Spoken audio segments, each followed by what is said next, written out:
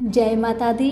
मेरे सभी प्यारे दोस्तों, मैं लक्ष्मी शर्मा बड़ों को चरण स्पर्श, छोटों को प्यार और बराबर वालों को दिल से नमस्कार करती हूँ।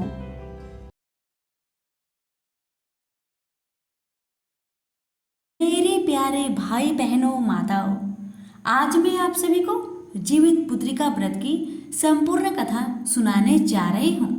इस वीडियो में आप सभी सुनेंगे नहाए खाए, निर्जला व्रत और पारण की कथा। इस कथा को नहाए खाए से लेकर निर्जला व्रत से लेकर पारण के दिन तक अवश्य सुने। बुद्ध भगवान आपकी सभी मनोकामना को पूर्ण करेंगे। कहते हैं कि जो महिलाएं इस व्रत को पूरे विधि विधान से रखती है, उनके बच्चों पर जीवित भगवान की विशेष कृपा बरसती है। मान्यता है कि इस व्रत को रखने से संतान की आयु बढ़ती है और निरोगी और सुखी जीवन जीता है। तो आइए मेरे प्यारे बहनों माताओं, हाथों को जोड़िए, जीवित महाराज का ध्यान धरिए और कथाओं का श्रवण करें। कथा को पूरा जरूर सुनिएगा और जितने भी माताएं बहनें जितिया का व्रत रखी है उनके पास जरूर शेयर करें। कहते हैं कि भला करने से भला होता है। कथाओं को ज्यादा से ज्यादा शेयर करें, कथा को पूरा सुने और अच्छे लगे तो कमेंट बॉक्स में जीवित भगवान की जय अवश्य लिखे। तो आइए सुनते हैं कथा। इस कथा में आप सभी जानेंगे कि जितिया व्रत आखिर क्यों रखा जाता है, इसके पीछे की कथा क्या है। कथा बहुत सुंदर है, पूरा जरूर सुने और दूसरों को भी शेयर करें। तो आइए सुनिए कथा। बहुत समय पहले की बात है। एक गांव में एक राजा रानी रहते थे। उनको किसी चीज की भी कोई कमी नहीं थी, लेकिन उनको सिर्फ दुख था कि उनका कोई संतान नहीं था। राजा को पहली पत्नी से संतान न होने के कारण राजा ने दूसरा विवाह कर लिया, लेकिन दूसरा विवाह करने के बाद भी उनका कोई संतान नहीं हुआ। ऐसे करते करते ही राजा ने 7 विवाह कर लिया, लेकिन 7 विवाह करने के बाद भी राजा का कोई संतान नहीं हुआ। इसी कारण से राजा बहुत दुखी रहने लगे। एक दिन राजा अपने महल को छोड़कर बाहर जंगल में जाकर बैठकर रोने लगे। तभी उसी रास्ते से एक ओघर बाबा घोड़े पे सवार होकर जा रहे थे। उन्होंने जब राजा को रोते हुए देखा तो उन्होंने पूछा, क्या बात है महाराज, आप जंगल में बैठकर क्यों रो रहे हैं? क्या बात है, मुझे बताइए। तब राजा हाथ जोड़कर ओघर बाबा से कहने लगा, क्या बताऊं बाबा, मेरी 7 पत्नियां हैं, लेकिन दुर्भाग्य मेरा कि मेरा कोई भी संतान नहीं है। इसी कारण से मैं बहुत दुखी रहता हूँ और इसी कारण से मैं जंगल में बैठकर रो रहा हूँ। तभी ओघर बाबा ने कहा, तुम चिंता मत करो, तुम्हारा संतान होगा और 7वीं पत्नी से होगा। लेकिन अगर तुम वादा करो कि अगर तुम्हारा संतान हो जाए तो 5 वर्ष के बाद मुझे दे दोगे, तभी तुम्हारा संतान होगा, अन्यथा नहीं। तो राजा ने मन में सोचा, अभी तो मेरा कोई संतान नहीं है, क्या पता अगर ओघर बाबा के कहने पर संतान हो जाए तो कम से कम मैं बाप तो कहाऊंगा। बस यही सोचकर राजा ने ओघर बाबा से कह दिया, ठीक है, अगर मुझे पुत्र प्राप्ति हो जाएगी तो मैं आपको 5 वर्ष के बाद पुत्र आपको सौंप दूंगा। ओघर बाबा ने कहा, ठीक है, तुम्हारा पुत्र शीघ्र ही होगा और जैसे ही 5 वर्ष बीत जाएगा मैं तुम्हारे महल में एक बार जरूर आऊँगा। राजा ने कहा, ठीक है। ओघर बाबा वहाँ से चले जाते हैं और राजा अपने महल में आ जाते हैं। इसी तरह समय बीतने लगा। कुछ ही महीनों के बाद छोटी रानी गर्भवती हुई और ठीक 9 महीने बाद छोटी रानी ने स्वस्थ और सुंदर पुत्र को जन्म दिया। पुत्र को देखकर राजा बहुत प्रसन्न हुए, लेकिन उन्हें ओघर बाबा की बातें याद आ गई कि जैसे ही उनका पुत्र 5 वर्ष का होगा तो ओघर बाबा उन्हें लेके चले जाएंगे। ये याद करके वो बहुत दुखी हो गए। अब तो राजा हमेशा दिन गिनते रहे कि कब 5 वर्ष होगा, ओघर बाबा आकर मेरे पुत्र को ले जाएंगे। ये सोच सोच राजा दुखी रहते थे, न दिन को चैन न रात को चैन, बहुत परेशान रहने लगे। देखते ही देखते समय नजदीक आ गया। राजा का पुत्र 5 वर्ष का हो गया। अब जैसे ही 5 वर्ष का राजा का पुत्र हुआ, वैसे ही ओघर बाबा राजा के महल में आए और राजा से कहने लगे, राजा लाओ मुझे, तुम अपने पुत्र को सौंपो। तुमने कहा था ना 5 वर्ष के बाद तुम अपना पुत्र मुझे सौंप दोगे। राजा ने कहा, हाँ मैंने कहा था, लेकिन मुझे पुत्र हुआ ही कहाँ है जो मैं आपको सौंप दूं। राजा की बातें सुन ओघर बाबा कहने लगे, नहीं, ऐसा नहीं हो सकता, मेरी बातें कभी झूठी नहीं होती। तो राजा ने कहा, नहीं नहीं, ऐसा ही हुआ है, मुझे अभी तक कोई पुत्र की प्राप्ति हुआ ही नहीं है। तो ओघर बाबा राजा के महल से वापस जाने लगते हैं। राजा ने अपने 5 वर्ष के बेटे को अपने महल में एक बहुत बड़ा मिट्टी का ड्रम में बैठाकर दूध और चावल दे दिए थे खाने को। अब दुर्भाग्यवश क्या हुआ कि राजा के बेटे के हाथ में से एक चींटी चावल का एक कण उठाकर वहां से ओघर बाबा के पास से जा रही थी। तभी अचानक ओघर बाबा की नज़र चींटी पर पड़ी। तो ओघर बाबा ने चींटी से पूछा, चींटी चींटी, तुम ये मुंह में क्या ली हो और कहाँ से लेकर आई हो। अब चींटी ने बताया कि राजा ने अपने पुत्र को मिट्टी के बड़े डब्बे में बैठा कर रखे हैं, दूध और चावल देकर, उसी से मैं चावल लेकर आ रही हूँ। अब तो ओघर बाबा भड़क उठे कि राजा ने मुझसे झूठ कहा।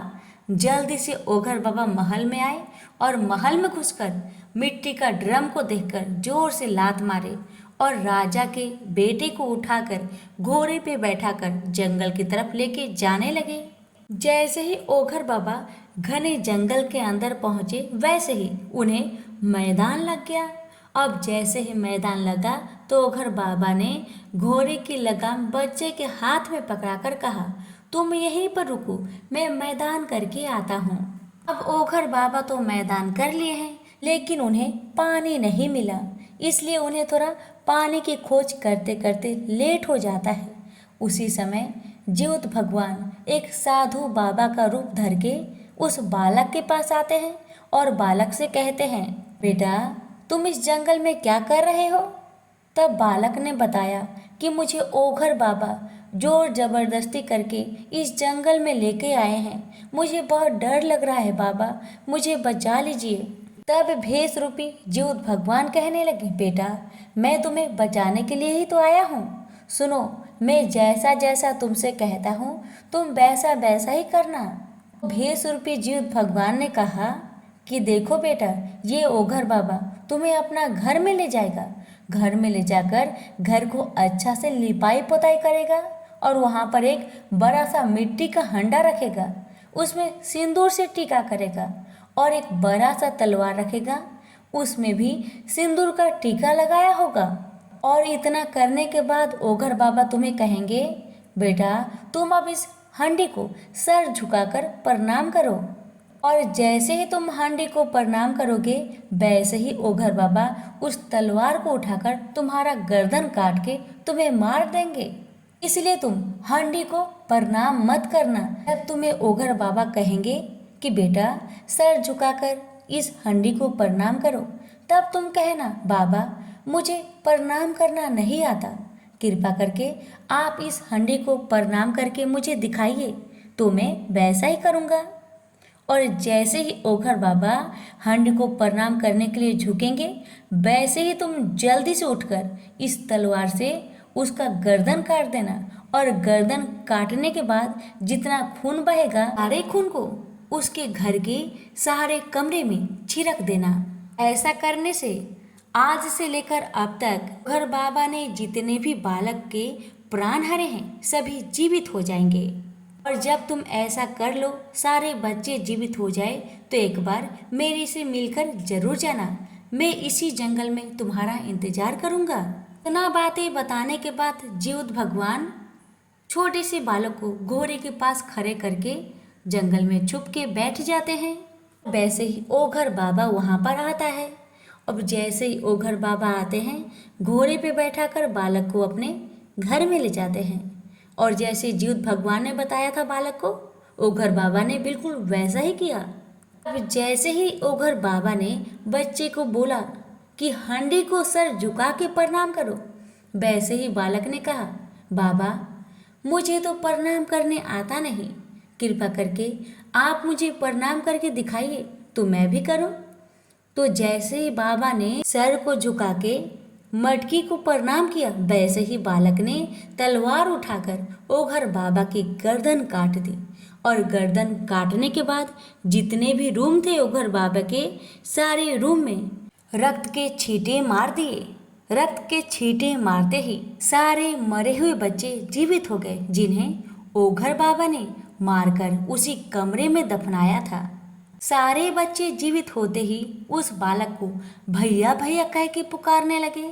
जल्दी से वह बालक सारे बच्चे को लेकर भेष रूपी जीवित भगवान के पास जंगल के बीच में पहुंचा। वहां पर जीवित भगवान जंगल में बैठकर बच्चों का इंतजार कर रहे थे। जैसे ही बच्चे आए, जीवित भगवान के चरणों में गिरकर जोर जोर से रोने लगे। तो जीवित भगवान ने कहा, बेटा तुम लोग क्यों रो रहे हो? मत रो, बस मेरे लिए बस एक काम कर दो।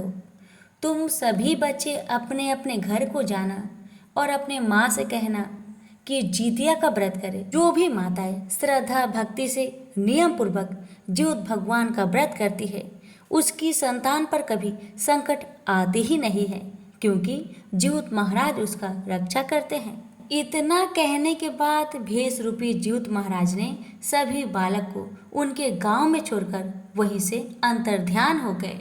सभी बालक को जब माँ ने देखा तो बहुत आश्चर्य में पड़ गई। अभी माँ दौड़े दौड़े अपने बच्चे को सीने से लगाकर जोर जोर से रोती है और अपने बच्चे से कहती है, बच्चों तुम कहाँ थे? इतना साल बीत गए, तुम लोग कहाँ चले गए थे? बताओ बेटा बताओ। अपनी अपनी माताओं की बात सुनकर सभी बच्चे एक ही बात कहने लगे जो जीवित भगवान ने बताया था।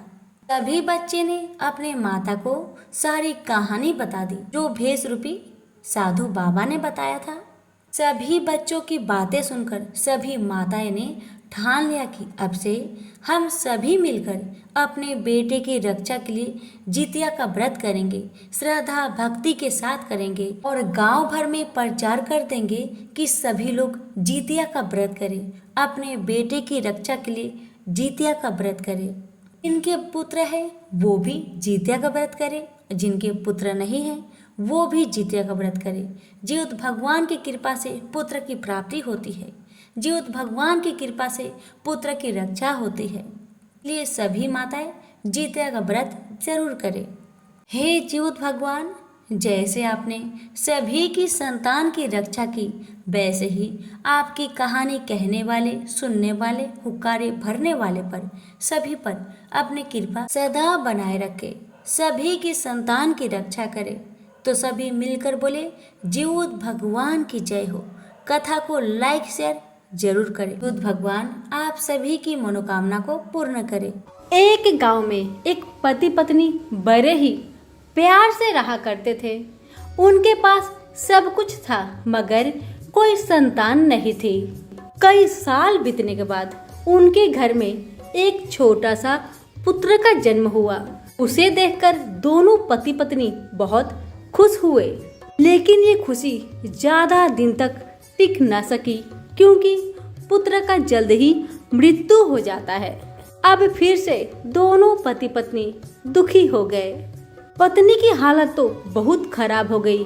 उसे तो हर जगह अपना पुत्र ही दिखाई पड़ता था। दिन रात अपना पुत्र का ही नाम पुकारा करती थी। अब तो दुख के कारण पति का व्यापार भी बंद हो गया। अब तो अपना परिवार चलाने के लिए उसके पास कुछ भी नहीं था। पति काम की तलाश में विदेश चला गया। कई साल बीत गया लेकिन पति का कोई भी खबर नहीं आया। अब बेचारी पत्नी भूखी रहने लगी। घर में खाने पीने का सामान सब समाप्त हो गया। अब उसने मिट्टी काटने का काम शुरू कर दिया। रोज काम पर जाती, मेहनत करती, जो पैसा मिलता उसी से अपना गुजारा करती। जहाँ वो मिट्टी काटने जाया करती थी उसी के पास एक बहुत बड़ा जमीन था जिसमें ढेर सारे बच्चे खेल कूद किया करते थे। उसे ही देखकर बेचारी खुश होने लगी। और अपना सारा दुख भूल गई। बस दुख इस बात का था कि उसका पति उसके साथ नहीं था। पति का विदेश गया हुआ 10 साल बीत गया था, मगर पति का कोई खबर नहीं था। पत्नी जब अपना काम करके घर आती, अकेले रहती, तो उसे सिर्फ अपना बच्चे का याद आता और जोर जोर से रोने लगती। इसी तरह से हर रोज दिन व्यतीत होने लगा। एक दिन की बात है, जब पत्नी मिट्टी काटकर आराम कर रही थी, अचानक वह बच्चे को देखकर मिट्टी की टोकरी उठा ली और उठाकर एक सुंदर सा पुतला तैयार की। मिट्टी का पुतला बनाते बनाते कब शाम हो गया उसे पता भी नहीं चला। जैसे ही शाम हो आई, वह अपने घर जाने के लिए तैयार हो गई। उसने जिस पुतले को बनाया था, उस पुतले को टोकरी में रखकर अपने घर को आई। अब वह उस मिट्टी के पुतले को जीवित बच्चे की तरह पालन पोषण करने लगी, ध्यान रखने लगी, समय समय पर भोजन खिलाने लगी। लेकिन मिट्टी का पुतला कैसे खा सकता है? आश्चर्य की बात ये थी कि जब पुतला भोजन नहीं करता तो माँ की तरह वह बच्चे को डांट लगाती थी। हर रोज इसी तरह से दिन बीतने लगा। कभी मिट्टी के बने बच्चे से प्यार दिखाती तो कभी उसे डांट लगाती। जब वह मिट्टी काटने जाया करती तो अपने मिट्टी वाले पुतले को पीठ पर आंचल से बांधकर जाती। इसी तरह हर रोज किया करती थी। पति का तो कोई खबर ही नहीं था। अब तो माँ अपने बच्चे के साथ दिन भर खोई रहती थी। एक दिन की बात है, जब माँ अपने मिट्टी के पुतले को लेकर कहीं जा रही थी, तब उसने कुछ महिलाओं को जितिया व्रत करते देखा। तब उसने उन महिलाओं से जाकर पूछा, बहन, आप लोग ये क्या कर रही हैं? ये किसकी पूजा है और इस पूजा से क्या फल मिलता है, सो मुझे बताइए। सारी महिलाओं में से एक महिला ने कहा कि ये व्रत बेटे की लंबी आयु के लिए करते हैं, बेटे की सलामती के लिए करते हैं। अब तो माँ भी अपने मन में ठान लेती है, मैं भी जितिया का व्रत करूंगी, मेरे इस मिट्टी के बने पुतले के लिए करूंगी। एक पुत्र तो मैंने खो दिया, अब इसे हर किस में नहीं खो सकती। अब वह मन में ठान लेती है, मैं भी अगले साल जितिया व्रत करूंगी, क्योंकि वह मिट्टी का दूसरा बच्चा खोना नहीं चाहती थी। अब जैसे अगला साल आया, उसने जितिया का व्रत पूरे विधि विधान के साथ किया। पहला दिन नहाए खाए की, दूसरा दिन निर्जला व्रत रही और तीसरे दिन गरम गरम भोजन से पारण की। इतना करने के बाद हर रोज की तरह अपने काम पे जाने लगी। अपने मिट्टी के पुतले को पीठ में बांधकर चल पड़ी अपने काम पर। लेकिन अचानक रास्ते में जाते जाते उसके पीठ में कुछ हलचल महसूस हुआ। उसे ऐसा महसूस हुआ कि मिट्टी का बच्चा हिल रहा है, लेकिन उसे लगा कोई भ्रम होगा, ऐसा तो हो ही नहीं सकता। लेकिन थोड़ी दूर और बढ़ने के बाद उसके बच्चे के रोने की आवाज आने लगी। वह बहुत आश्चर्य में पड़ गई। फटाफट अपने साड़ी की आंचल खोली और बच्चे को देखती है। देखने के बाद उस माँ के आंखों में आंसू भर गए और उसका दिल जोर जोर से कहने लगा, हे ज्योत भगवान, आप महान हैं, आप महान हैं, आपका लीला अपरंपार है, आपकी लीला कोई ना जाने। हे ज्योत भगवान, आपका कोटि कोटि प्रणाम है। वह देखती है, वह मिट्टी का पुतला इंसान के बच्चे में बदल गया है। वह समझ गई ये ज्योत भगवान का ही वरदान है, उनका ही व्रत का फल मिला है मुझे। अब तो पत्नी बहुत खुशी हो गई। पुत्र को पाके खुशी का ठिकाना नहीं रहा। दुख इस बात का था कि पति उसके साथ नहीं था। उधर पारण का दिन ही पति भी गाड़ी में बैठा था अपनी पत्नी के पास आने के लिए। जो धन उसने कमाया था, कुछ चोरों ने उसके धन को लूट लिया। कुछ दूर आगे बढ़ने पर उसे एक बूढ़ा बाबा मिलते हैं। बूढ़ा बाबा उससे कहते हैं, बेटा, तुम्हारे पास कुछ है तो मुझे दो, मुझे बहुत जोर की भूख लगी है। बूढ़े बाबा की बात सुनकर वह कहने लगा, बाबा, मेरे पास तो था कुछ धन, लेकिन कुछ चोरों ने उसे लूट के चला गया। अब मेरे पास है थोड़ा सा सत्तू, लीजिए बाबा आप इसे खा लीजिए।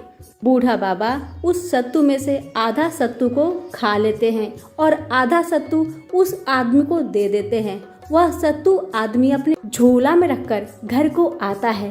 पत्नी अपने पति को देखकर बहुत खुश हुई और सारी कहानी अपने पति देव को सुना दी और अपने बेटे को पति की गोद में डाल दी। पति बहुत खुश हुआ। फिर पति पत्नी से कहने लगा, मैं कुछ धन कमाया था, रास्ते में चोरों ने लूट लिया। मेरे पास थोड़ा सा सत्तू बचा है, थोड़ा ला कर दो, मुझे भूख लगा है, मैं खा लेता हूँ। पत्नी झोला उठाकर सत्तू निकालती है तो देखती है सत्तू की जगह में सोना बन गया है। सोना देखकर पत्नी बहुत खुश होती है। वो तो समझ गई ये जीवित भगवान का ही चमत्कार है। ये देखकर पति पत्नी जोर जोर से कहने लगे, जीवित भगवान की जय हो, जीवित भगवान की जय हो। जीवित भगवान की कृपा से पति पत्नी और बच्चे के दिन बदल गए। अब तो हर साल माँ जितिया का व्रत करने लगी। हे जीवित भगवान, जैसे आपने उस माँ का दुख समझे, जैसे उसको पुत्र दिए, वैसे ही कहानी कहने वाले, सुनने वाले, हुक्कारे भरने वाले सबको देना। सभी प्रेम से बोले, जीवित भगवान की जय हो। प्राचीन समय में जीवित वाहन नाम के बड़े दयालु और धर्मात्मा राजा थे। एक दिन वे पर्वत पर घूमने के लिए गए। उसी पर्वत पर मलयवती नाम की एक राजकन्या देव पूजा के लिए आई हुई थी। दोनों ने एक दूसरे को देखा और दोनों के हृदय में प्रीति उत्पन्न हो गई। राजकुमारी के पिता और भाई भी उसका विवाह उसी राजा के साथ करना चाहते थे। राजकुमारी का भाई भी उस समय उस पर्वत पर आया हुआ था। उसने उन दोनों का परस्पर दर्शन देख लिया। राजकुमारी अपने भाई के साथ चली गई। जीवित वाहन पर्वत पर भ्रमण कर रहे थे। अचानक उन्होंने किसी के रोने की आवाज़ सुनी। वे उसी आवाज़ की ओर चल पड़े। थोड़ी दूर आगे बढ़ने पर उन्हें मालूम हुआ कि शंखचूड़ सांप की माता रो रही है। पूछने पर पता चला कि उसके एक ही पुत्र हैं, वह भी आज गरुड़ के भोजन के लिए जा रहा है। जीवित वाहन के मन में दया आ गई। वे स्वयं उस स्थान पर जाकर लेट गए जो गरुड़ के भोजन के लिए नियत था। गरुड़ ने अपने समय पर आकर जीवित वाहन पर चोट से वार किया, किंतु वे शांत भाव से चुपचाप पड़े रहे। गरुड़ को बहुत आश्चर्य हुआ और वह सोचने लगा कि आज यह कौन पड़ा है। जीवित वाहन ने कहा कि आपने खाना बंद क्यों कर दिया? अभी मेरे नाड़ियों में खून बह रहा है और मेरे शरीर में मांस है तथा तुम्हारी भूख बुझी नहीं मालूम पड़ती है। राजा जीवित वाहन को पहचान कर गरुड़ को बहुत पश्चाताप हुआ। वह सोचने लगे कि एक यह है जो दूसरे के लिए अपने प्राण दे रहा है और एक मैं जो अपनी भूख मिटाने के लिए प्रतिदिन दूसरों के प्राण लेता हूँ। इसी प्रकार अनुताप करते हुए गरुड़ ने अपना कालांकित रूप दिखाकर और अपने पापों का प्रायश्चित करते हुए उन्होंने राजा से वर मांगने को कहा। राजा ने कहा कि यदि आप प्रसन्न हैं तो आज तक आपने जितने सांप मारे हैं उन सबको जीवित कर दीजिए और आज से सांपों को न मारने की प्रतिज्ञा कीजिए। गरुड़ ने वैसा ही किया। उसी समय राजकुमारी के पिता और भाई जीवित वाहन को ढूंढते हुए वहां पहुंच गए। वे उसे पाकर बहुत प्रसन्न हुए और उन्होंने राजकन्या का विवाह जीवित वाहन के साथ कर दिया। उस दिन आश्विन मास के कृष्णा पक्ष की अष्टमी थी। तभी से यह व्रत प्रचलित है। इनसे बोलिए जीवित वाहन की जय। एक गांव में एक गरीब परिवार रहता था। उस परिवार में पिता और उनकी 2 लड़की रहती थी। पिता बहुत गरीब थे, बहुत मुश्किल से अपनी दोनों बेटी का पालन पोषण करते थे। माता का मृत्यु हो चुकी थी। दोनों बेटी 15 वर्ष की हो चुकी थी। दोनों बिटिया का नाम माता ने सुखिया और दुखिया रखी थी। दुखिया बहुत ही अच्छी और ईमानदार थी। सुखिया भी बहुत अच्छी थी लेकिन चालाक थी। पिता ने तो देखा कि मेरी दोनों बिटियां बड़ी हो गई है तो दोनों के लिए वर खोजने निकल पड़ते हैं और उन्हें एक वर मिलता है। घर जाकर सुखिया से कहते हैं, मैं सुखिया के लिए वर ढूंढकर आया हूँ। पास ही के गांव में एक गरीब परिवार का लड़का है जो बहुत ही अच्छा है, उसके साथ मैं तुम्हारा विवाह करने वाला हूँ। सुखिया कहती है, नहीं पिताजी, मैं उस लड़के से शादी नहीं करूँगी। आप मेरी बहन दुखिया का उसके घर में विवाह कर दीजिए। पिता कहते हैं, बेटी तुम तो दुखिया से 2 महीना बड़ी हो, तुम्हारा विवाह पहले होगा क्योंकि तुम बड़ी हो। सुखिया कहती है, नहीं पिताजी, मैं उस गरीब लड़के से विवाह नहीं करूंगी। अब पिता को दुखिया का विवाह उस गरीब परिवार में करना पड़ता है। दुखिया का विवाह गरीब परिवार में हो जाता है। अब सुखिया सोच रही है, अब तो पिता मेरे लिए भी फिर ऐसा ही वर ढूंढेंगे, इसलिए मुझे कुछ करना पड़ेगा। अब सुखिया एक अमीर घर के लड़के के साथ भागकर उसके साथ विवाह कर लेती है। जब पिता को आस पड़ोस के लोगों ने बताया कि देखिए आपकी बड़ी बेटी तो भागकर विवाह कर ली, ये सुन के ही पिता टेंशन लेते लेते मर जाते हैं। दुखिया तो अपने मृत पिता की खबर सुनते ही अपने घर से दौड़कर आती है, लेकिन जब सुखिया सुनती है वो पिता को देखने नहीं आती है। दुखिया को बहुत दुख होता है, माँ तो हमें पहले ही छोड़ के चली गई, अब पिता भी छोड़ के चले गए, लेकिन हम क्या कर सकते हैं भगवान की मर्जी के आगे। भगवान जो चाहेंगे वही तो होगा। इतना कह के दुखिया भी अपनी ससुराल में चली जाती है। समय के साथ 9 महीने बाद दुखिया का एक पुत्र जन्म होता है। अब तो दुखिया घर का खर्चा बढ़ गया। पति जितना कमाता था उससे तो ना दुखिया का पेट भरता ना पति का पेट भरता था। तो बेटा हो गया, खर्चा बढ़ गया, तो पति का जितना आमदनी होता सिर्फ बच्चे में ही लग जाता। धीरे धीरे जब बच्चा 5 वर्ष का हो गया तब दुखिया ने कहा, सुनिए जी, आप जितना कमा रहे हैं उससे तो कुछ हो ही नहीं रहा है, और ऐसे भी आपका तबीयत तो खराब हो गया है। अब आप घर में रहिए, आराम कीजिए, अपने बेटा के साथ रहिए। मैं लोगों को घर में काम करूंगी, जो भी मिलेगा हम तीनों मिल बांट कर खाएंगे। पति कहता है, ठीक है, जब तक मेरा तबीयत खराब है तब तक तुम काम कर लो। अब तो दुखिया लोगों के घर में काम करने लग गई। ये खबर सुखिया को मिलता है। तो सुखिया एक दिन दुखिया के घर जाकर कहती है, ए दुखिया, तुम लोगों के घर में काम कर रही हो, एक काम करो, लोगों का घर का काम बंद कर दो। अब से तुम मेरे ही घर का काम कर दिया करो, मैं उसके बदले में तुम्हें कुछ भोजन या अनाज दे दिया करूंगी। अब दुखिया लोगों का घर का काम करना बंद कर देती है और अगले दिन से अपनी बहन सुखिया घर में काम करना शुरू कर देती है। सुखिया घर में जब भी काम करती तो सुखिया जो भी खाना बच जाता उसी खाना को दुखिया को दे देती। दुखिया उसी भोजन को लेकर आती, अपने बच्चे, पति और खुद खाया करती। इसी तरह से दुखिया हर दिन सुखिया घर में काम किया करती थी। दुखिया उसके बदले में बचा काचा भोजन दुखिया को दे देती थी। इस भोजन के मिलने के कारण दुखिया का पति स्वस्थ हो जाते हैं और दुखिया का पति दुखिया से कहते हैं, सुन रही हो, अब तो मैं ठीक हो गया हूँ, तुम लोगों का घर में काम करना बंद कर दो। दुखिया ने सुखिया के घर जाकर ये बात बताई तो सुखिया बहुत नाराज हो गई। उसने कहा, देखो दुखिया, तुम मेरे घर में काम करोगी तो करोगी, तुम्हें काम तो करना ही होगा। ये बात दुखिया अपने पति से कहती है, सुनिए जी, मुझे सुखिया के घर में काम करने ही दीजिए। वैसे भी आपका आमदनी कितनी है, 1 रुपया तो मिलती है महीना में, उससे क्या होगा हम तीनों का, मुझे काम करने दीजिए। पति कहता है, जैसा तुम्हें सही लगे। अब दुखिया का बेटा कहता है, मम्मी, हम लोग को तो कभी भी गर्म भोजन नसीब ही नहीं होता है, क्या हमें कभी गर्म भोजन नहीं मिलेगा?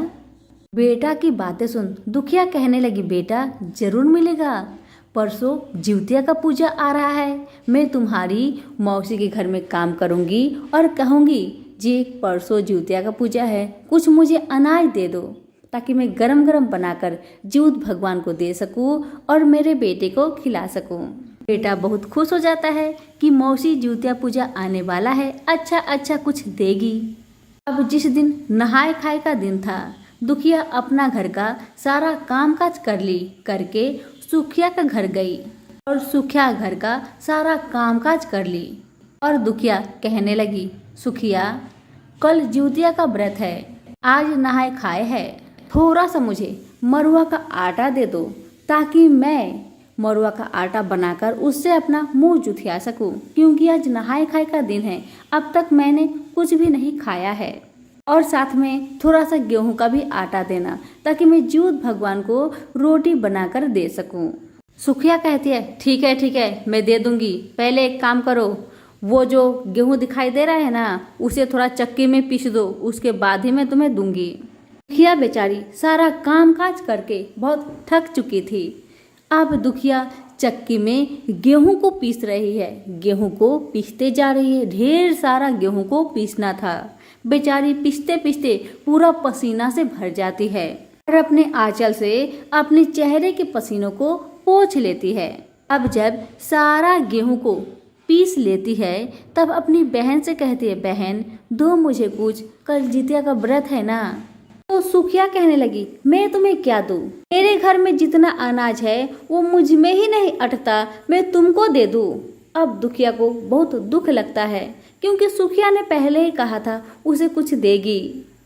दुखिया उदास मन से अपने घर नहीं जाती, घर के बगल में एक पीपल के पेड़ के नीचे बैठकर रोने लगती है कि आज तो नहाय खाए के दिन है, आज रात को मुझे जीवित भगवान को कुछ तो बनाकर देना पड़ेगा, लेकिन मेरे पास तो कुछ भी नहीं है, मैं क्या दूं। ये सोचकर जोर जोर से रोई जा रही है, आंसू बहते चले जा रहे हैं। तभी आंसू को पोंछने के लिए दुखिया अपने आंचल को उठाती है तो देखती है उस आंचल में ढेर सारे आटा चिपके हुए हैं। दुखिया बहुत खुश हो जाती है। जिस आंचल से उसने अपने पसीना पोंछा था उसी आंचल में आटा चिपक गए थे, क्योंकि आंचल भीग गया था। अपने घर जाकर आटा को झाड़ के अच्छा से सान के दो छोटा छोटा गेहूं के आटे का टिकरी बनाती है। एक टिकरी जीवित भगवान के लिए रखती है और एक टिकरी अपने बेटे को बनाकर खिला देती है गरम गरम। बेटा माँ से कुछ भी नहीं कहता, बेटा समझता था माँ के दुख को। बेचारा वही खाकर पानी पी के सो गया और माँ भी सिर्फ पानी पीकर ही सो जाती है। जब 3 बजता है तो दुखिया उसी टिकरी को जीवित भगवान के लिए रख देती है और हाथ जोड़कर प्रार्थना करती है, हे जीवित भगवान, मेरे पास तो कुछ है ही नहीं, देखिए यही है, इसलिए मैं ये टिकरी आपको दे रही हूँ। अगर आपकी कृपा होगी तो अगले साल मैं बहुत धूमधाम से आपका व्रत करूंगी। इतना कहकर दुखिया फिर से अपने घर में आके सो जाती है। जीवित भगवान आते हैं, उस टिकरी को खा लेते हैं और खाने के बाद दुखिया के घर में जहाँ तहाँ हकते हकते चले जाते हैं। हगने का मतलब लैट्रिन करते करते जाते हैं। अब जब दुखिया सुबह 5 बजता है, दुखिया झाड़ू लेकर घर में झाड़ू लगाने को चली, लेकिन दुखिया की आंखें फटी की फटी रह गई। दुखिया ने देखा जहां तहां घर में हीरे मोती सोने चांदी जगमगा रहे हैं। ये देखकर दुखिया समझ गई, जरूर ये जीवित भगवान का ही कृपा है, क्योंकि मैंने कहा था, ए भगवान, अगर आपकी कृपा हुई तो अगले साल में बहुत ही धूमधाम से आपका व्रत करूंगी। शायद इसलिए जीवित भगवान ने मेरे दुख को, मेरे कष्ट को समझे और घर में धन धन भर दिए। अब दुखिया अपने पति पुत्र को बुलाती है और कहती है, देखिए जी, देखो बेटा, जीवित भगवान की कृपा से हमारे घर में सोना चांदी हीरे मोती जगमगा रहे हैं। ये सुनकर पति कहने लगा, दुखिया, ये सब तो तुम्हारा ईमानदारी, सच्चाई, श्रद्धा पूर्वक जितिया व्रत करने का फल है। माँ बेटा पति जीवित भगवान के जय जयकार करने लगे। अब तो दुखिया दिन भर निर्जला व्रत रहती है। पति जानते थे कि दुखिया कल पारण करेगी तो गरम गरम भोजन चाहिए, इसीलिए पति बाजार गए, एक सोनार के पास बेचकर ढेर सारे अनाज खरीद कर लाते हैं। और पारण के दिन पति स्वयं भोजन गरम गरम बनाते हैं और अपने पत्नी को देते हैं। दुखिया भी खुशी मन से नियम पूर्वक पारण का दिन गरम गरम भोजन करती है और जीवित भगवान को हाथ जोड़ के प्रार्थना करती है, हे भगवान, अगले साल में बहुत ही धूमधाम से आपका व्रत करूंगी। आपकी जय हो जीवित भगवान, आपकी जय हो। अब तो दुखिया का पति सोने चांदी हीरे मोती के बेचकर अपने घर को महल जैसा बना लेते हैं और घर में ढेर सारा अनाज भर देते हैं। अब तो दुखिया नहीं लगती, एकदम रानी जैसा और दुखिया का पति राजा जैसा, बेटा राजकुमार जैसे रहने लगे। अब तो दुखिया अपनी सुखिया बहन के घर काम करना छोड़ देती है। जब 10 दिन हो जाता है तो दुखिया सोचती है, मेरी बहन मेरे घर काम पर क्यों नहीं आ रही है? क्या मैंने उसे आटा नहीं दिया, इसी कारण नहीं आ रही है? मुझे जाकर देखना चाहिए। इतना सोचकर सुखिया दुखिया का घर आती है, लेकिन उसे दुखिया का घर कहाँ मिलता है, क्योंकि दुखिया का घर तो महल जैसा बन गया था। उसे तो घर पहचान में ही नहीं आया। आस पड़ोस से पूछने पर लोगों ने बताया कि वो जो महल है ना, वही दुखिया का घर है। अब तो सुखिया पूरा आश्चर्य में पड़ गई। बाप रे, 10 दिन में इसका घर तो था झोपड़ी जैसा, ये 10 दिन बाद कैसे महल में बदल गया? क्या हो गया इसके साथ? अब तो सुखिया अपनी बहन के महल में जाकर अपनी बहन से पूछती है, सुखिया ये क्या हो गया? 10 दिन पहले तो तुम झोपड़ी में थी, आज महल में कैसे आ गई? दुखिया सच्ची ईमानदार थी। उसने सारी कहानी अपनी सुखिया दीदी को बता दी कि ये सब जीवित भगवान का कृपा है। आपने तो मुझे आटा नहीं दिया था, लेकिन मेरे आंचल में थोड़ा सा आटा चिपक गया था, क्योंकि उस आंचल में मैंने अपने पसीना को पोंछी थी। उसी आटे को मैं झाड़कर 2 टिकरी बनाई थी, एक जीवित भगवान को दी और मैं एक बेटे को खिलाई थी। आज वही टिकरी खा के भगवान प्रसन्न होकर मेरे घर में अन्न धन भर दिए हैं। ये सुनकर बड़ी बहन सुखिया का मन में लालच पैदा हो जाता है। अब सुखिया भी सोचती है जो अगला साल वो भी जितिया का व्रत करेगी। सुखिया का कोई भी संतान नहीं था। सुखिया धन के लालच में जितिया का व्रत करने का विचार करती है। अब जब अगला साल जितिया का व्रत आने वाला था तो सुखिया कहती है दुखिया से, दुखिया बहन मुझे तुम अपने घर में काम दो। दुखिया कहती है, नहीं दीदी नहीं, क्यों आप मेरे घर में काम करेंगी? आपका घर में क्या चीज का कमी है, बताइए दीदी। सुखिया कहने लगी, मैं तेरी बड़ी बहन हूँ, तुम्हें मेरा बात मानना होगा, मुझे अपने घर में काम पर रखो। ये सुनकर दुखिया कहने लगी, ठीक है जैसी आपकी इच्छा। अब दुखिया घर सुखिया हर दिन काम क्या करती थी।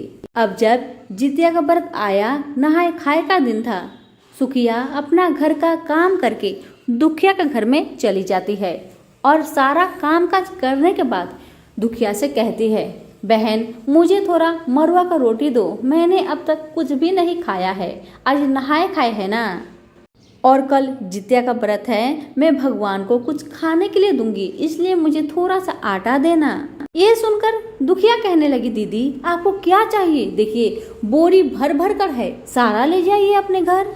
सुखिया कहने लगी, नहीं बहन नहीं, मुझे तुम गेहूं पीसने के लिए कहो। तो दुखिया कहती है, ठीक है दीदी जैसी आपकी मर्जी। अब सुखिया क्या करती है, गेहूं पीसने बैठने से पहले अपने आंचल को पानी से भिगाकर गेहूं पीसने बैठती है ताकि आंचल में आटा गिरे और चिपक जाए। थोड़ा सा गेहूं का आटा पीसकर सुखिया उठ जाती है और दुखिया से कहती है, बहन मैंने गेहूं को पीस दिया है, अब मुझे तुम थोड़ा सा आटा दे दो।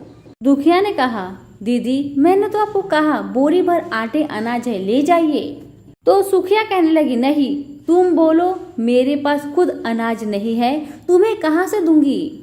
जैसा मैंने तुम्हें कहा था ठीक वैसे ही बोलो। अब दुखिया तो सारा मामला समझ गई और कहने लगी, ठीक है दीदी जैसी आपकी मर्जी। अब दुखिया कहने लगी, मेरे पास खुद का अनाज नहीं है, मैं आपको क्या अनाज दूं?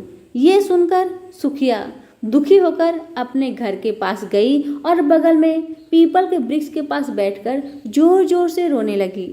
रोते रोते आंसू पोंछने के लिए जब आंचल को उठाती है तो उसमें देखती है थोड़ा सा आटा चिपके हुए हैं। अब घर जाकर उसी आटे से 2 रोटी बनाती है, एक युद्ध भगवान के लिए रखती है और एक रोटी खुद खाकर सो जाती है।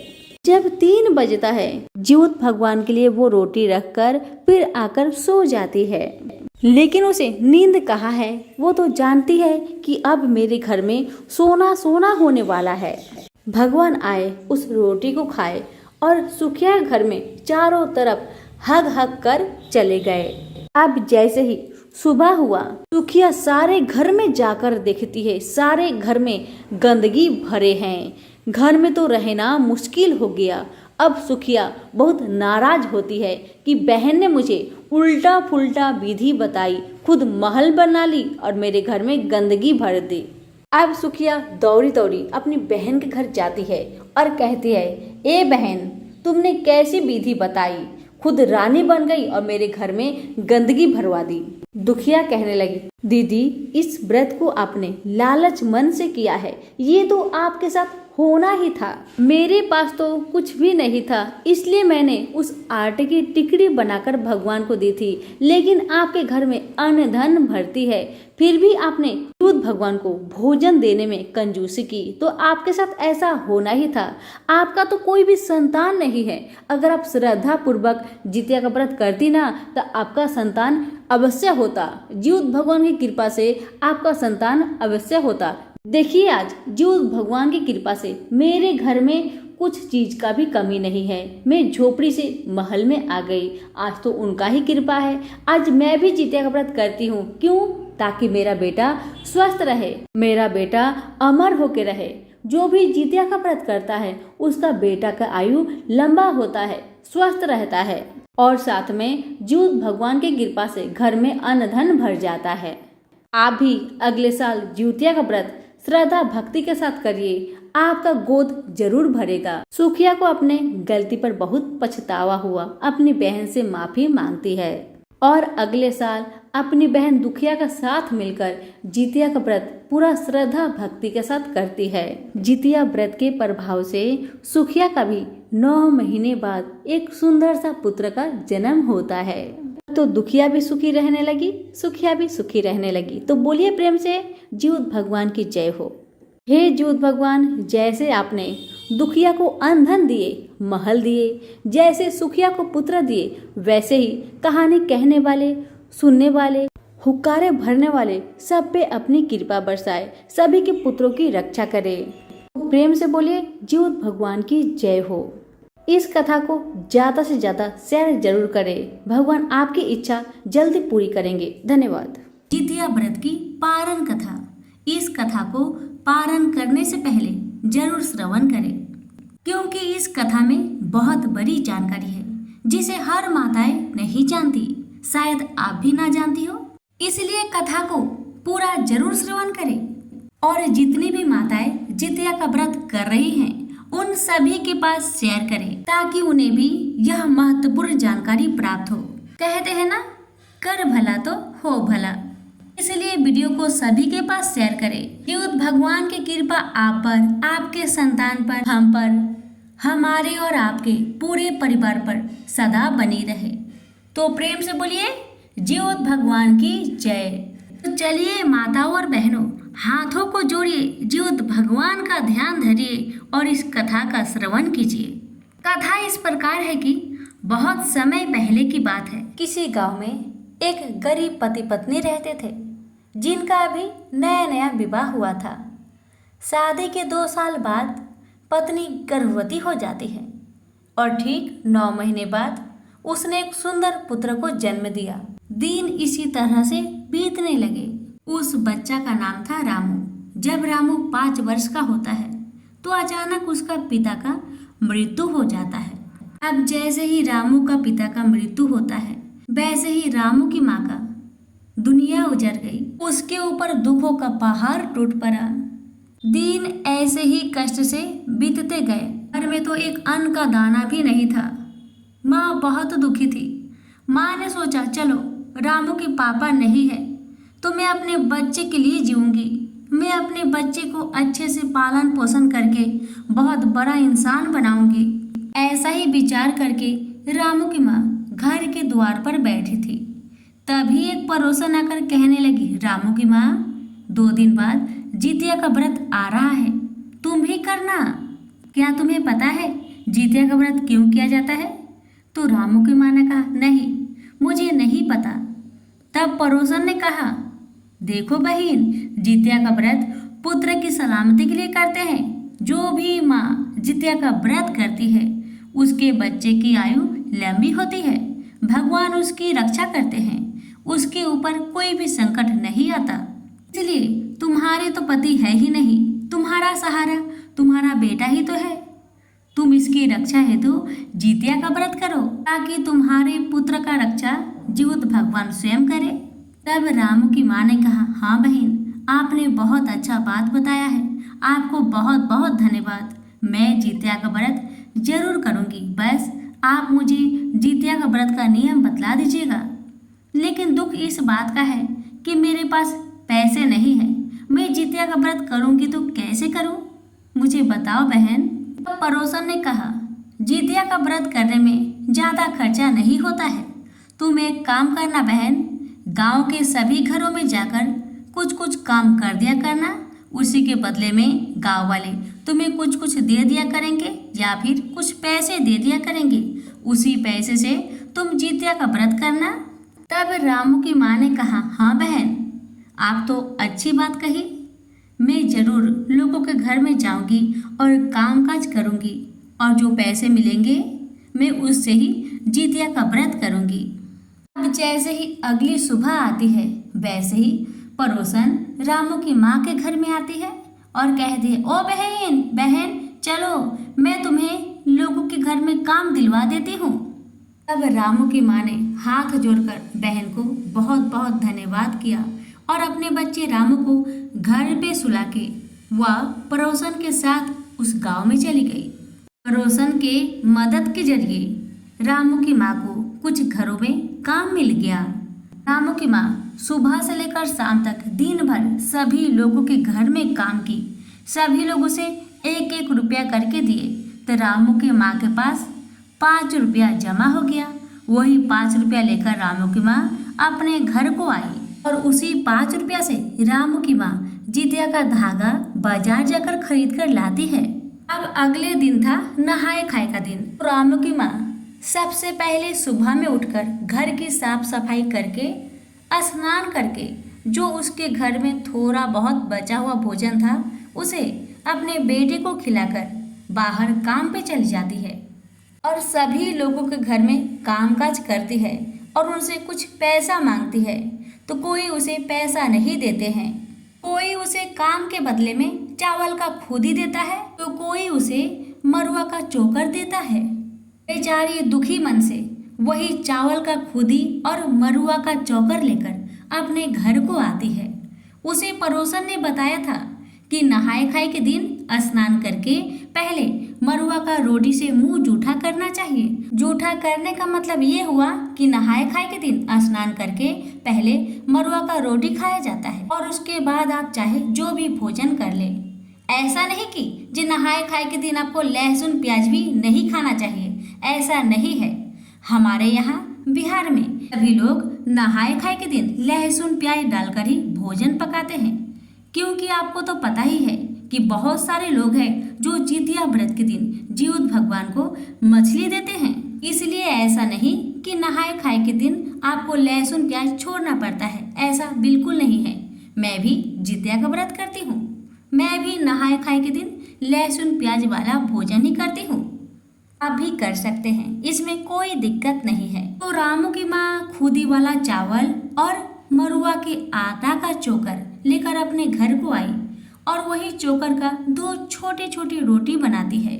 एक स्वयं खाती है और दूसरा अपने बेटे रामू को खिलाती है और जो चावल था उसे रात के लिए रख देती है, क्योंकि जीवित भगवान को भी तो भोजन बना के देना पड़ेगा ना, इसीलिए वह खुदी की चावल को अच्छे से रख देती है और शाम होने से पहले ही पड़ोस में जाकर झिंगुनी के 2 अच्छे अच्छे पत्ते तोड़ कर लाती है, क्योंकि जीवित भगवान को भोजन तो झिंगुनी के पत्ते पर ही दिया जाता है।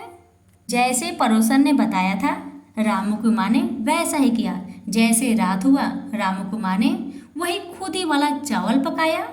उसमें से थोड़ा सा चावल जीवित भगवान के लिए निकालकर अलग कटोरे में रख दी और जो बचा चावल उसमें से थोड़ा अपने बेटे को खिलाई, थोड़ा खुद खाई और थोड़ा चावल को बचा दी सुबह के लिए। तो चावल सुबह के लिए रखी थी, उसमें पानी डालकर रामू की माँ उसको रख देती है ताकि चावल नष्ट ना हो। अब जैसे ही रात का 3 बजता है, रामू की माँ उठती है और झिंगुनी के पत्ते में वही खुदी वाला चावल दूध भगवान के लिए दे देती है और भगवान को हाथ जोड़ के सर को झुका के प्रणाम करती है और कोई भी गलती हुआ हो उसके लिए क्षमा याचना करती है। अब जब रामू की माँ जीवित भगवान को भोजन दे दी, उसके बाद आकर थोड़ा सा वो भी भोजन कर ली और करने के बाद अपने मुख को अच्छे से धोने के बाद रामू के पास जाकर सो जाती है। अब तो रामू की माँ को निर्जला व्रत रहना होगा। रामू की माँ ने श्रद्धा भक्ति और नियम पूर्वक जितिया व्रत रखा। जितिया व्रत के दिन रामू की माँ किसी के घर में काम करने नहीं गई, क्योंकि उसे पता था कि जितिया के व्रत के दिन एक खर भी तोड़ा नहीं जाता है। अगर तोड़ दिया जाए तो जीवित महाराज नाराज हो जाते हैं। इसीलिए जितिया व्रत के दिन रामू की माँ अपने बेटे के पास ही दिन भर बैठ के रहती है। अब जैसे ही शाम होने वाला था, यानी कि 3 से 4 बजने वाला था, वैसे ही रामू की माँ आस पड़ोस के लोगों के साथ, यानी कि आस पड़ोस की औरतों के साथ नदी में स्नान करने चली जाती है। सभी लोग स्नान करते हैं, रामू की माँ भी स्नान करती है। जैसे जैसे सभी लोग जीवित भगवान का पूजन करते हैं, वे भी जीवित भगवान का पूजन करती है और कलश के ऊपर जिउतिया का धागा को रखकर कथा का श्रवण करती है। जब जीवित महाराज का पूजन हो जाता है, तभी रामू की माँ वो जिउतिया को अपने गले में धारण कर लेती है और अपने घर को चली आती है। अब जैसे ही रामू की माँ घर में आती है, तो थोड़ी देर बाद जो पानी में रखा हुआ चावल था उसे अपने बेटे को दे देती है। बेटा उसे खाकर सो जाता है और रामू की माँ भी अपने बेटे के बगल में सो जाती है। जैसे ही सुबह होता है, रामू की माँ घर के सारे कामकाज कर लेती है और पूजा पाठ करने के बाद अपने बच्चे को वह बासी भोजन खिला देती है और अपने बेटे से कहती है, बेटा तुम जाओ, पास में जो बगीचा है उसमें खेलते रहना। मैं अब जा रही हूँ लोगों के घर में काम करने। काम करने के बाद मैं उनसे कुछ पैसे मांगूंगी। जब वो मुझे पैसे देंगे, उसी पैसे से मैं कुछ अनाज खरीद कर लाऊंगी और घर में लाकर पकाऊंगी। जब भोजन पक जाएगा तो मैं तुम्हें खुद बगीचे से लेने जाऊंगी और हम दोनों मिलकर गरम गरम भोजन करेंगे। इतना कह के रामू की माँ रामू को बगीचे में भेज देती है और रामू की माँ काम पर निकलने जाने लगती है। जाने से पहले रामू की माँ ने सोचा, अभी मैं दिन भर काम करूँगी, उसी के बाद तो मुझे पैसे मिलेंगे। तब तक उपवास हूँ मैं, मेरा सर भी चकरा सकता है। क्यों ना मैं यही बासी जो भात बचा हुआ है इसे ही थोड़ा खाकर काम पे चली जाऊँ। बस रामू की माँ ने ऐसा सोचा और क्या किया, बासी भोजन को खाना शुरू कर दिया। अब माँ की गलती पड़ा बच्चे पे भारी। रामू की माँ ने इधर बासी भोजन ग्रहण करना शुरू कर दिया, उधर बगीचे में रामू को एक बहुत बड़े अजगर ने निगलना शुरू कर दिया। ये सब जीवित भगवान के कोप के कारण हो रहा था, क्योंकि रामू की माँ जितिया व्रत करने के बाद पारण के दिन बासी भोजन ग्रहण कर रही थी। अब माता बासी भोजन खाने के बाद चली गई गांव में लोगों के घर में काम करने। दिन भर काम करने के बाद रामू की माँ को थोड़ा सा अनाज मिला। वह उस अनाज को लेकर घर में आई, गरम गरम भोजन पकाई और भोजन पकाने के बाद उसने सोचा, पहले मैं बगीचे में जाकर रामू को लेकर आती हूँ, फिर हम दोनों बैठकर एक साथ गरम गरम भोजन करेंगे। इतना सोचकर रामू की माँ बगीचे में गई। पूरा बगीचा छान मारा, लेकिन रामू का नामो निशान नहीं मिला। अब तो रामू की माँ पागलों की तरह पूरे गांव में घूम घूम कर दौड़ दौड़ कर सभी से पूछती, कोई मेरे रामू को देखा, कोई मेरे रामू को देखा। सभी एक ही बात कहते, नहीं बहन, हमने रामू को कहीं नहीं देखा। अब तो रामू की माँ फिर से बगीचे में जाकर जोर जोर से रामू को पुकार पुकार कर रोने लगती है कि हे भगवान, मुझसे क्या कोई गलती हो गई? मेरा बच्चा मिल नहीं रहा। मैंने तो आपका व्रत श्रद्धा भक्ति के साथ किया था कि आप मेरे बच्चे की रक्षा करेंगे, लेकिन मेरे साथ तो उल्टा हो गया। अगर मुझे मेरा बच्चा नहीं मिला तो मैं भी इस बगीचे में बैठकर ही रो रो कर अपना प्राण त्याग दूंगी। इतना कह कह कर रामू की माँ जोर जोर से रोए जा रही है। अब तो जीवित भगवान को रामू की माँ का दुख देखा नहीं गया। भगवान एक बूढ़ी माई का वेश धारण करके रामू की माँ के पास आते हैं और कहते हैं, बहन, ओ बहन, तुम इस बगीचे में क्या कर रही हो? इतना जोर जोर से क्यों रो रही हो? क्या कारण है, मुझे बताओ। तब रामू की माँ भेष रूपी बुढ़िया माई के दोनों चरणों को पकड़कर सर को झुकाकर रो रो कर कहने लगी, हे माँ, क्या बताऊँ मैं आपसे, क्या बताऊँ? मैंने कल जितिया का व्रत किया था। मुझे पड़ोसन ने कहा, तुम्हारा तो इस दुनिया में कोई नहीं है सिवा इस बेटे के। उसकी सलामती के लिए तुम जितिया का व्रत करो, तुम जीवित पुत्री का व्रत करो। इससे तुम्हारी बच्चे की रक्षा जीवित भगवान स्वयं करेंगे। बस मैं पड़ोसन की बात मानकर नियम पूर्वक श्रद्धा भक्ति के साथ जीवित महाराज का व्रत किया, लेकिन मेरे साथ तो उल्टा हो गया। मैंने जितिया व्रत किया और आज पारण के दिन मेरा बेटा मुझसे दूर चला गया। मेरा बेटा मुझे मिल नहीं रहा। अगर मुझे मेरा बेटा नहीं मिला माँ, तो मैं अपना प्राण त्याग दूंगी। तब भेष रूपी बुढ़िया माई कहने लगी, बेटी, तुमने जितिया का व्रत किया है, श्रद्धा भक्ति के साथ किया है, तो अब तुम चिंता क्यों कर रही हो? तुम्हारे बच्चे की रक्षा जीवित महाराज करेंगे। तुम जीवित महाराज पे भरोसा करो, तुम्हारे बच्चे को कुछ नहीं होगा। लेकिन तुम बताओ, जितिया का व्रत तुमने किया तो पारण कैसे किया, किस चीज से किया, मुझे बताओ। तब रामू की माँ ने कहा, माँ, मैं तो बहुत गरीब हूँ, मेरा उस दुनिया में कौन है माँ, रामू के सिवा। मैंने निर्जला व्रत रहा। पारण करने के लिए मेरे घर में कुछ भी नहीं था।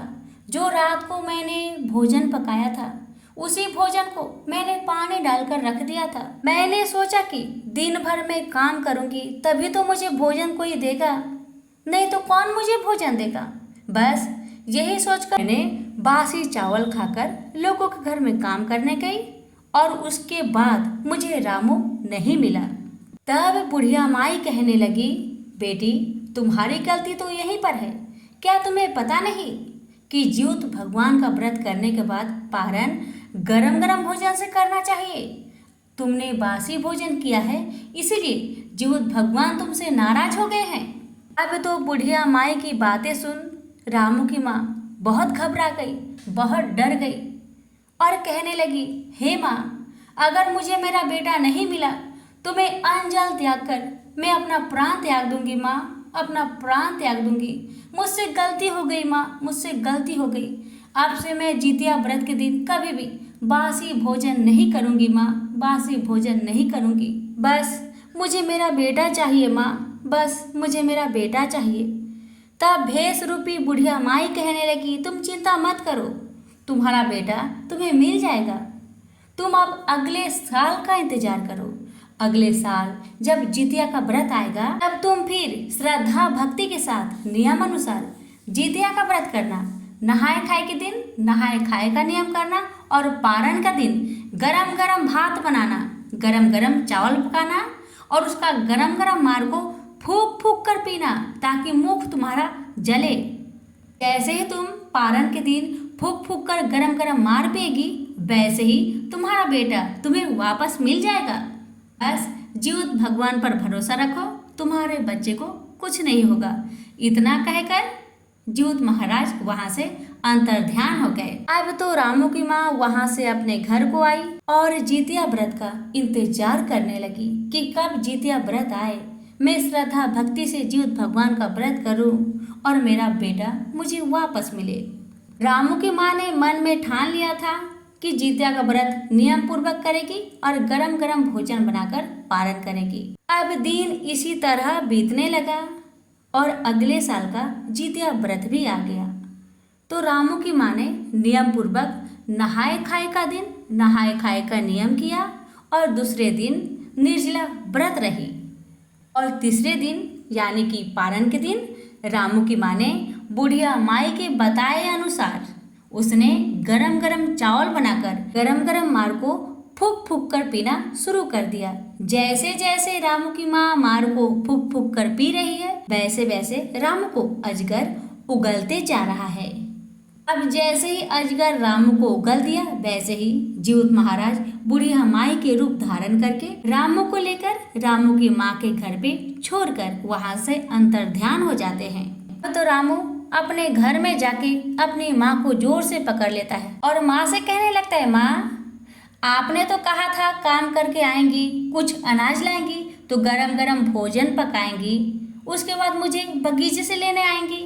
आप तो आई नहीं माँ, आप तो भूल गई। मैं कब से आपका इंतजार कर रहा था माँ। माँ ने रामू की बातें सुनकर रामू को जोर से अपनी बाहों में पकड़ लिया और जोर जोर से रोने लगी और जीउत भगवान का जय जयकार करने लगी और कहने लगी, हे जीउत महाराज आपका महिमा अपार है। हे भगवान मुझसे जो भी गलती हुआ उसे क्षमा करे। आपसे मैं दुनिया भर में ये प्रचार कर दूं कि जितने भी माताएं जितिया का व्रत करती है वो सभी गरम गरम भोजन से पारण करें। हे जीउत महाराज जैसे आपने रामू की रक्षा की वैसे सभी की लाल की रक्षा करना, सभी के परिवार की रक्षा करना। जिसके पुत्र है उसे सलामत रखना, जिसके पुत्र ना हो उसे पुत्र देना। तो सभी मिलकर बोलिए जीउत भगवान की जय। कथा को लाइक शेयर जरूर करें। आप सभी की मनोकामना को जीउत भगवान पूरा करेंगे। धन्यवाद।